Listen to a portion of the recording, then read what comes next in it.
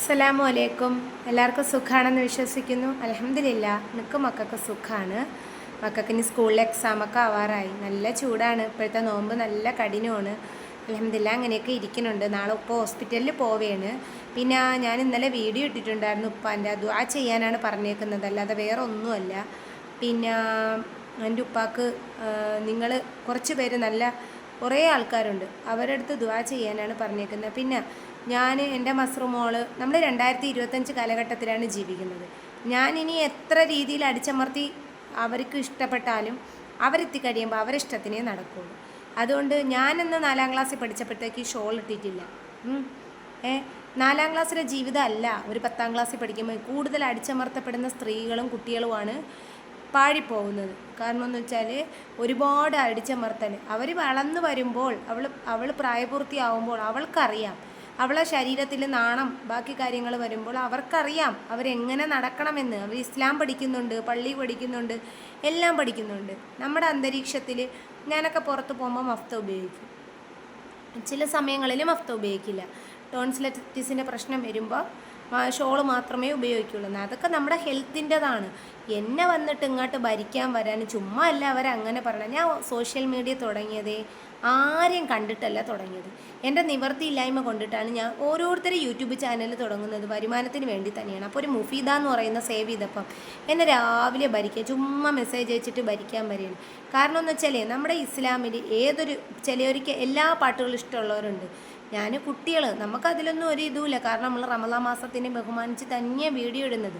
പിന്നെ എൻ്റെ ഉപ്പാൻ്റെ കാര്യം നിങ്ങളാരും ഒന്നും ദയവ് ചെയ്തിട്ട് ഞാൻ പറയണം, ഈ അനാവശ്യം പറയുന്നവരടുത്ത് ഒരൊറ്റ കാര്യം പറയും, ഞാൻ ആരെ കാര്യത്തിനും ഇടപെടാൻ വരുന്നില്ല, ഒന്നിനും വരുന്നില്ല. പിന്നെ എൻ്റെ ഉപ്പാൻ്റെ കാര്യം പറഞ്ഞ് ദുആ ചെയ്യാൻ ഒരുപാട്, ഇന്നലത്തെ ആ വീഡിയോയുടെ കമൻറ്റ് എന്നെ വായിച്ചപ്പോൾ അൽഹംദുലില്ലാ എല്ലാം റാഹത്തായിട്ടുള്ള കമൻറ്റുകളാണ്. ഞാൻ ആരെടുത്തും പറഞ്ഞിട്ടില്ല എനിക്ക് നിങ്ങളാരെയും പേഴ്സണലി അറിയില്ല. എൻ്റെ വാട്സപ്പിൽ വന്നിട്ട് എന്നെ ഭരിക്കാൻ വരണ്ട. ഒന്നാമത്തെ കാര്യം, എന്നെ ഭരിക്കാൻ വരണ്ട. ആദ്യം നീ പെർഫെക്റ്റ് ആണെന്ന് നോക്കണം. അവളെ പ്രൊഫൈൽ പിക്ചർ തന്നെയാണ് ഒരു പാൻറ്റ് ഉടുപ്പിട്ടതാണ്, ഞാൻ സ്ക്രീനിൽ ആഡ് ചെയ്ത് കയറ്റുന്നുണ്ട്. ഒരു ഇസ്ലാമിൽപ്പെട്ട ഒരു സ്ത്രീ പാൻറ്റ് ഉടുപ്പിട്ടിട്ട് മഫ്ത ഇട്ടിട്ട് എന്തുപയോഗമാണ്?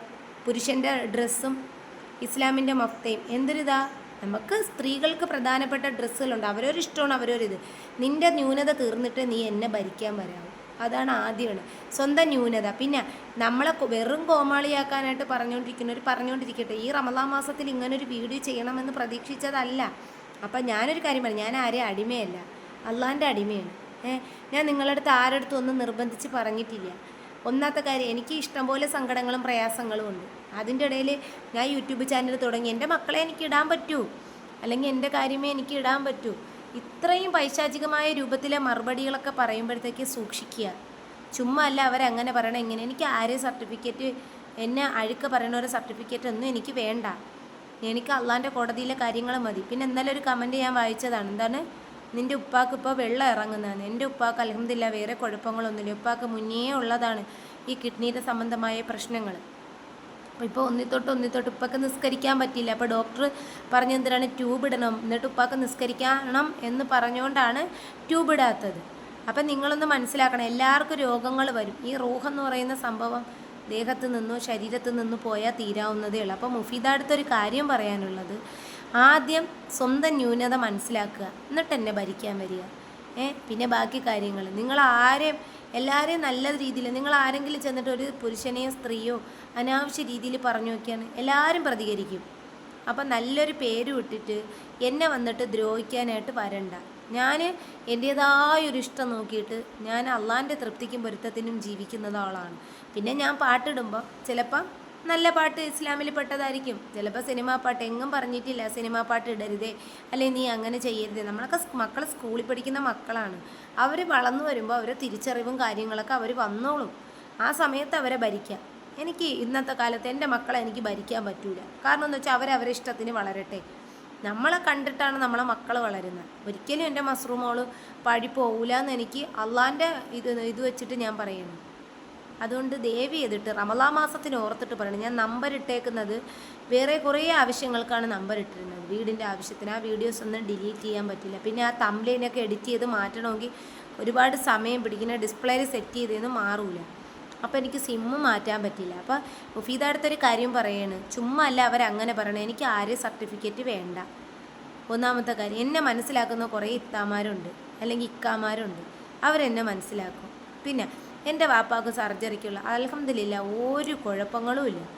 നിങ്ങൾ പറഞ്ഞിട്ട് നിങ്ങൾ എൻ്റെ ഉപ്പാൻ്റെ ബാധ്യത ഏറ്റെടുക്കണ്ട, ഇത്രേ പറയാനുള്ളൂ. പിന്നെ ഈ ഇങ്ങനെ ഒരു വീഡിയോ ചെയ്യണമെന്ന് ആഗ്രഹിച്ചതുമില്ല. ഞാൻ രാവിലെ എൻ്റെ വീഡിയോ എടുത്ത ടൈലും കാര്യങ്ങളൊക്കെ കാണിക്കാമെന്ന് പറഞ്ഞിട്ടാണ് ഇരുന്നത്. അപ്പോഴും ഒരു മനുഷ്യനെ മനസ്സിലാക്കി സംസാരിക്കാൻ പറ്റുന്നത് അത് കുടുംബത്തിൽ നിന്ന് പഠിക്കുന്ന കാര്യങ്ങളാണ്. അപ്പം മുഫീദാരെ നമ്പർ ഉൾപ്പെടെ ഞാൻ ഇതിനകത്ത് വെച്ചിട്ടുണ്ട്. ഞാൻ വിളിച്ച ആ നമ്പർ സേവ് ആക്കിയപ്പോൾ മുഫീദ വന്ന് ഞാൻ വിളിച്ചപ്പോൾ ഒരു വിധത്തിൽ എടുക്കൂല. സ്വന്തം കയ്യിൽ തെറ്റില്ല എങ്കിൽ അല്ലെങ്കിൽ ഇങ്ങോട്ട് മെസ്സേജ് അയക്കാൻ വരണ്ട, ആരും വരണ്ട. ദയവ് ചെയ്തിട്ട് ആരെടുത്ത് ഞാൻ പറഞ്ഞിട്ടുമില്ല എനിക്ക് എന്താ അത് വേണം ഇത് വേണം. എനിക്ക് അത്യാവശ്യം യൂട്യൂബിൽ നിന്ന് വരുമാനം കിട്ടുമ്പോൾ ഞാൻ വാങ്ങിക്കോളാം. പിന്നെ എന്നെ സഹായിക്കുന്ന ഇത്താമാരും ഇക്കാമാരും എന്നെ സഹായിക്കും. അത് ഞാൻ പറഞ്ഞാലും പറഞ്ഞില്ലെങ്കിലും സഹായിക്കും കേട്ടോ. എൻ്റെ മക്കൾ അതാണ്, എൻ്റെ മക്കൾ ഇതാണ്, ഞങ്ങൾ ചെകഞ്ഞന്വേഷിക്കാൻ വരണ്ട ഈ അഴുക്ക മനസ്സുമായിട്ട് നടക്കുന്നത്.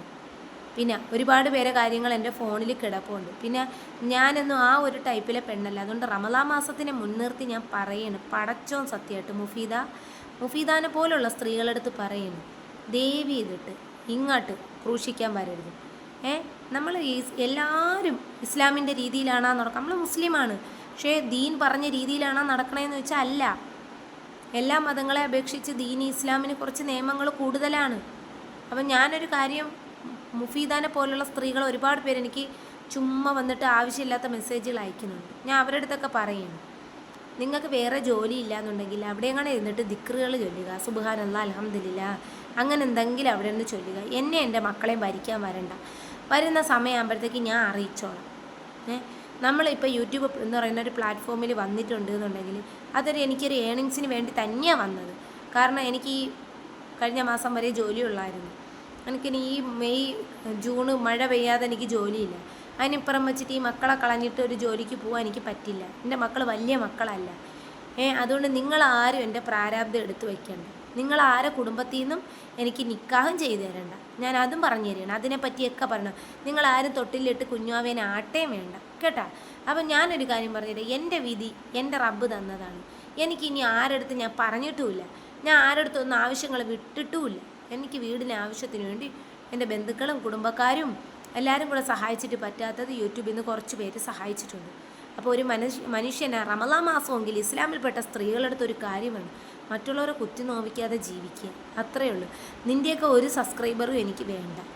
കാരണം എന്ന് വെച്ചാൽ ഇങ്ങനെയുള്ള കുറേ സ്ത്രീകളുണ്ട്. നിൻ്റെയൊക്കെ വീട്ടിൽ വേറെ ജോലിയില്ലേ പെണ്ണുങ്ങളെ? ഞാൻ ഒരു കാര്യം ചോദിക്കുകയാണ്, എന്നെ ബേക്കിൽ നിന്ന് നടക്കണം നിങ്ങളൊക്കെ എന്നെ പറഞ്ഞിട്ട് റീച്ച് ചെയ്തെന്ന് അല്ലെങ്കിൽ എന്നെ കുറിച്ചിട്ട് ഇത് കുത്തി നോവിച്ച് നിനക്കൊക്കെ എന്ത് കിട്ടാനാണ്? അറിഞ്ഞൂടാൻ വയ്യാത്തതുകൊണ്ട് ചോദിക്കുകയാണ്. അതുകൊണ്ട് മുഫീദ മോളടുത്ത് ഒരു കാര്യം പറയാനുള്ളൂ. ആദ്യം നീ ആ പാൻറ്റും ഉടുപ്പും തലയെ കെട്ടിയിരിക്കുന്ന ആ മഫ്തയില്ലേ അത് മാറ്റി ഇസ്ലാമിൻ്റെ രൂപത്തിൽ വന്നിട്ട് നിനക്ക് എൻ്റെ കൂടെ സംസാരിക്കാൻ ഉറപ്പാണ്. അല്ലെങ്കിൽ അതിനിപ്പുറം വെച്ചിട്ട് നീ എൻ്റെ അടുത്ത് സംസാരിക്കാൻ വരാൻ നിൽക്കരുത്. ഇത്രയേ ഉള്ളൂ. ഒരാളെ ഒരു മനസ്സ് കുത്തി നോവിക്കുക, അയൽവാസിയെ ദ്രോഹിക്കുക ചെയ്താൽ അതിൻ്റെ ശിക്ഷ നിങ്ങൾക്കറിയാമോ? അതുകൊണ്ട് എന്നെ ദ്രോഹിക്കാൻ വരരുത്. ആ നമ്പർ വരെ ഞാൻ പബ്ലിക്കാക്കാൻ പോവുക. അപ്പം നിങ്ങൾ കണ്ടിട്ട് പറയണം, ഞാൻ എന്തോ ആയിക്കൊണ്ട് പോട്ടെ, എന്താ അങ്ങക്ക് ഇഷ്ടമില്ലേ നിങ്ങൾ കാണണ്ട, ദയവ് ചെയ്തിട്ട് ദ്രോഹിക്കില്ല. ഇപ്പം തന്നെ ഒരുപാട് ദുഃഖങ്ങളും പ്രയാസങ്ങളും എനിക്കുണ്ട്. എല്ലാം വന്നിട്ട് ഇങ്ങടുത്ത് പറയാനും പറ്റില്ല. ഞാനൊരു മനുഷ്യനാണ്. ഇത്രയേ ഉള്ളൂ. അസ്സലാമു അലൈക്കും.